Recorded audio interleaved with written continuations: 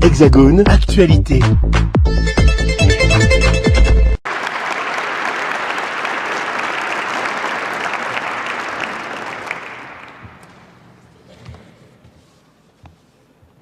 La vie sans phare. Nous arrivâmes à Kaolack au début de l'après-midi et je fus atterrée. Fidèle au rendez-vous, les mouches bourdonnaient partout, elles se posaient sur les lèvres, les yeux, les joues, entraient dans les narines. La chaleur dépassait tout ce que j'avais jamais connu et les vêtements collaient au corps. Le service du logement m'avait attribué une enfilade de pièces sombres et sans air au-dessus d'une dibiterie. J'allais inscrire les filles dans une série de bicoques en préfabriqué qui tenaient lieu d'école primaire et où Sylvie, ma fille aînée, jura tout net qu'elle ne mettrait jamais les pieds. Le lendemain, je m'éveillais. Sans aucune prémonition, le ciel pesait bas et lourd, comme toujours à Kaolack. Les mouches étaient déjà à leur affaire et s'insinuaient partout. Je conduisis mes enfants à leur école en séchant leurs larmes, tant bien que mal. Puis je me rendis au lieu de mon affectation, le lycée Gaston Berger. La salle des professeurs bourdonnait comme une ruche. Mais à la différence du lycée Charles de Gaulle, où la plupart des enseignants étaient des expatriés, la majorité des professeurs étaient composés d'Africains, à l'exception d'un trio de jeunes blancs assis seuls à une table. À ma vue, l'un d'eux se leva et s'approcha vivement. « C'est toi, Maryse ? Je suis Richard », fit-il avec un fort accent anglais. C'était là le petit ami d'Anne qui, serviable, l'avait prévenu de mon arrivée à Kaolack. Il était beau, très beau même, avec ses grands yeux marron clair dans un visage hâlé. J'avoue cependant que ce tutoiement des plus prématurés me choqua venant d'un parfait inconnu d'apparence si jeune, certainement plus jeune que moi. Puis je pensais que cet anglophone se débattait comme cela arrive fréquemment avec la complexité des pronoms personnels français. Je n'avais pas compris qu'il établissait d'emblée un lien d'intimité entre nous. Il était celui qui allait changer ma vie. Il allait me ramener en Europe, puis en Guadeloupe. Nous découvririons l'Amérique ensemble. Il m'aiderait à me séparer en douceur de mes enfants, le temps de reprendre mes études. Surtout, grâce à lui, je commencerai ma carrière d'écrivain.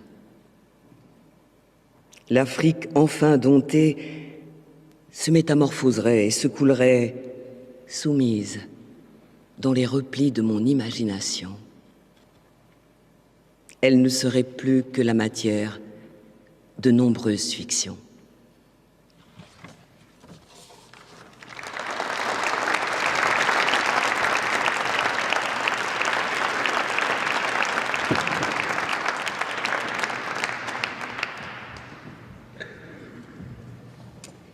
Extrait de l'abominable institution. Guadeloupéenne, appartenant à une famille d'un noir bon teint, selon l'expression antillaise, jusqu'à la fin de mon adolescence, je n'avais malgré cela pratiquement jamais entendu parler de l'esclavage. L'Afrique n'était pas mieux lotie. Elle figurait dans mon imaginaire sous la forme d'un dessin tiré d'un album illustré représentant un homme coiffé d'un fez rouge et tenant entre ses mains un énorme Coran assis sur un petit tapis. Ce dessin était intitulé « Marabout mandingue ». Curieusement, l'homme ressemblait beaucoup à mon père. Aussi, j'en fis un objet littéraire que j'utilisais dans mon premier roman, Eremakonon.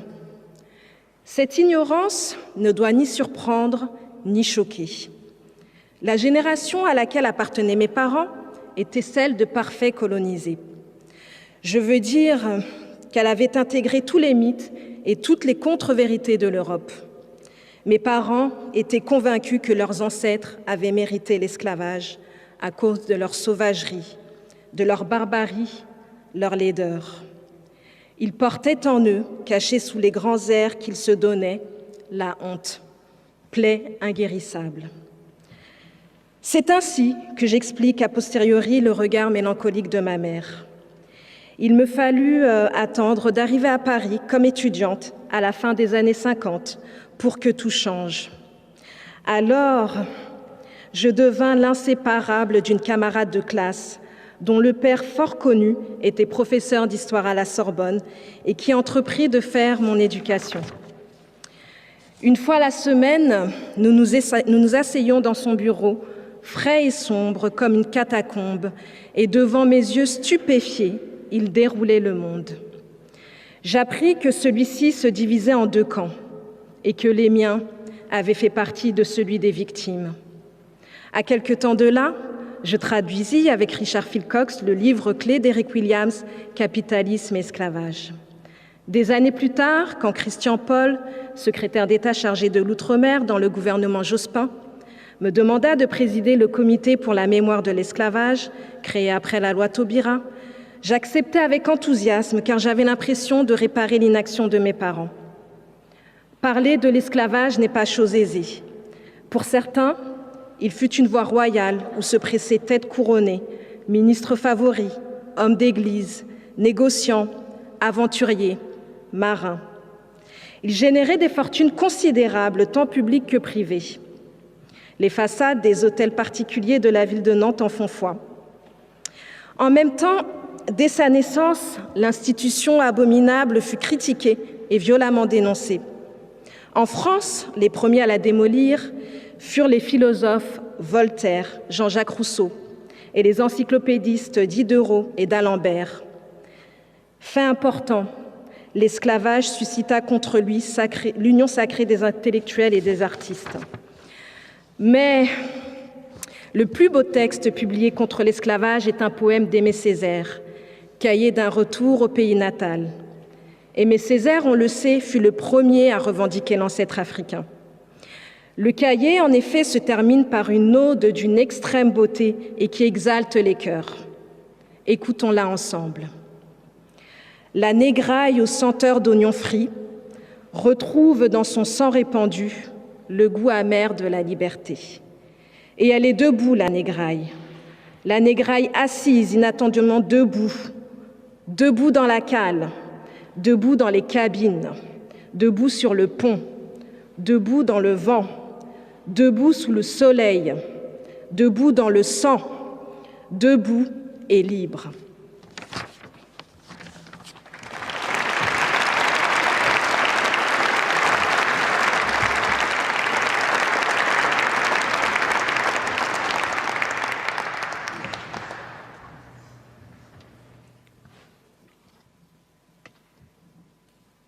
La colonisation fut coupable de pas mal de crimes par Maryse Condé. On me lance à la tête des faits, des statistiques, des kilométrages de routes, des canaux, des chemins de fer. Moi, je parle de milliers d'hommes sacrifiés au Congo-Océan. Je parle de ceux qui, à l'heure où j'écris, sont en train de creuser à la main le port d'Abidjan. Je parle de millions d'hommes arrachés à leur Dieu, à leur terre, à leur habitude, à leur vie, à la danse, à la sagesse. Je parle de millions d'hommes à qui on a inculqué savamment la peur, le complexe d'infériorité, le tremblement, l'agenouillement, le désespoir, le larbinisme. Je ne saurais décrire l'effervescence que ces lignes causèrent en moi. J'avais 20 ans. Pour mon anniversaire, ma grande amie Françoise, dont le père enseignait l'histoire à la Sorbonne, m'avait offert ce petit volume rouge et or intitulé « Discours sur le colonialisme ». Paru aux éditions Présence africaine en 1950. Quel en était l'auteur ?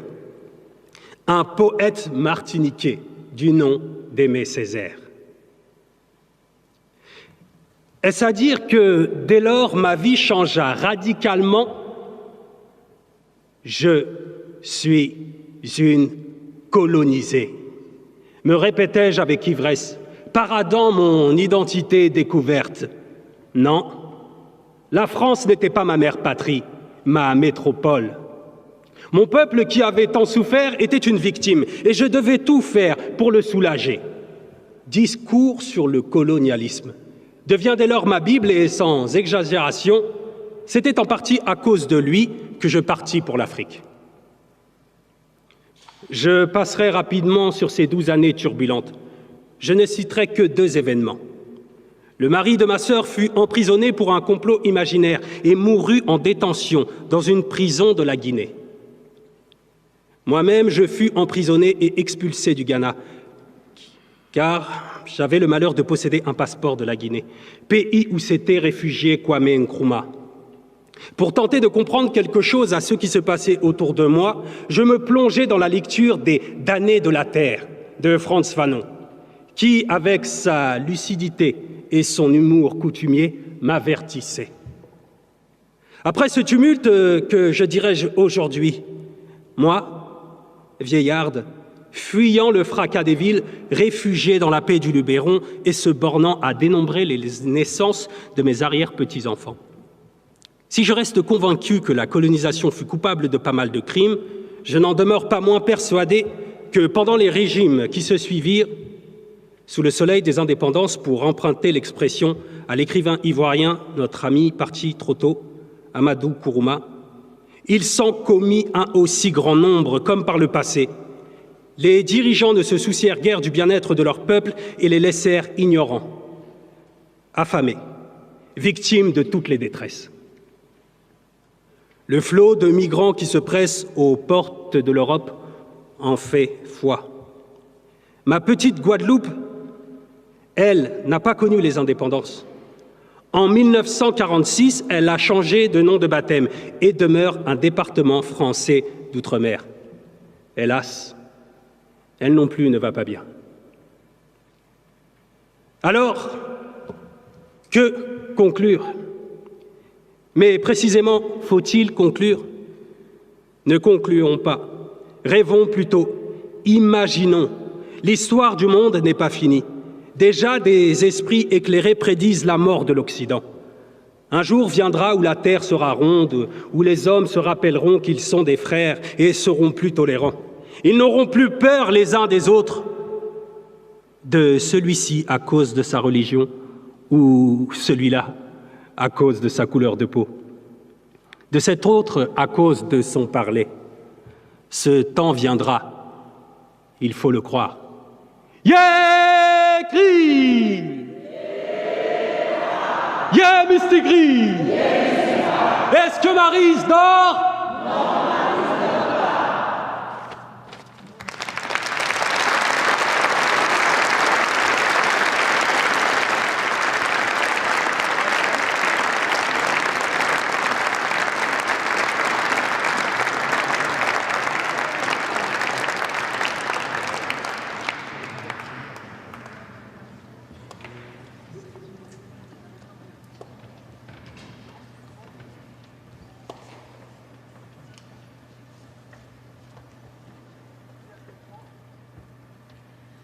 Le ciel bleu sur nous peut s'effondrer et la terre peut bien s'écrouler. Peu m'importe si tu m'aimes, je me fous du monde entier. Tant que l'amour inondera mes matins, tant que mon corps frémira sous tes mains, peu m'importe les problèmes, mon amour, puisque tu m'aimes.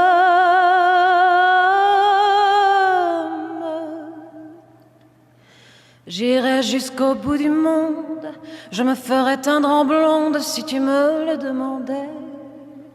J'irai décrocher la lune, j'irai voler la fortune si tu me le demandais. Je renierai ma patrie, je renierai mes amis si tu me le demandais. On peut bien rire de moi, je ferai n'importe quoi si tu me le demandais. Si un jour la vie t'arrache à moi, si tu meurs, que tu sois loin de moi, peu m'importe. Si tu m'aimes, car moi je mourrai aussi. Nous aurons pour nous l'éternité dans le bleu de toute l'immensité, dans le ciel, plus de problèmes. Dieu réunit ceux qui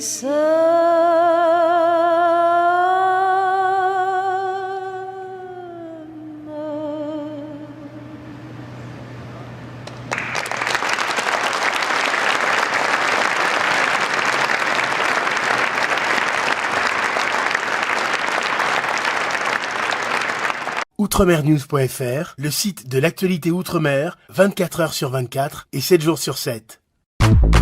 Retrouvez la chaîne Outre-mer.